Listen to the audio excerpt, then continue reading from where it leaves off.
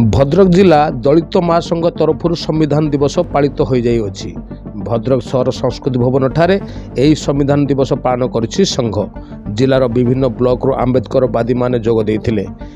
एही अवसर में मुख्य अतिथि भाव में गिरिधारीनाथ, मुख्य वक्ता भाव सत्यप्रकाश सेठी जोग देइथिबा बेले दलित नेता राजेंद्र प्रसाद जेना सभापति सभा आयोजित होइथिला।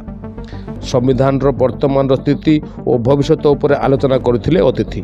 शुणु कौन कहते दलित नेता राजेंद्र प्रसाद जेना। महान राष्ट्र नेता, संविधान प्रणेता, भारत रत्न तथा डॉक्टर बाबा साहेब आंबेडकर द्वारा लिखित बृहत संविधान दिवस आज पालन होउछि।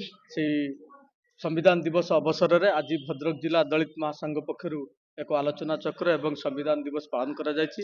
भद्रक जिलार विभिन्न ब्लॉक रु आज शह आंबेडकरवादी लोक मैंने आसीचंती। विशेषकर जो समाज जो संविधान जो अच्छी समानता, स्वतंत्रता, भाईचारा, न्याय मिलू यहाँ आम चाहूँ। आज से विषय आलोचना करा जायछि। किंतु वर्तमान परिस्थिति रे वर्तमान संविधान को परिवर्तन आड़ भारत वर्ष तथाकथित दलित समाज व तलस्तर लोक मान सांविधानिक अधिकार को क्षीण करने जो चक्रांत चला जायछि ताहाको आम दृढ़ विरोध करुचु। आम चाहूँ जो संविधान सुरक्षित रहू। संविधान सुरक्षित रहिले भारत वर्षर प्रत्येक मनीष सुरक्षित रहिबे। आम चाहूँ समानता, स्वतंत्रता, भाईचारा, न्याय जो ढांचारे बाबा साहेब आंबेडकर लिखिथिले ताहा बलवत्तर रहू।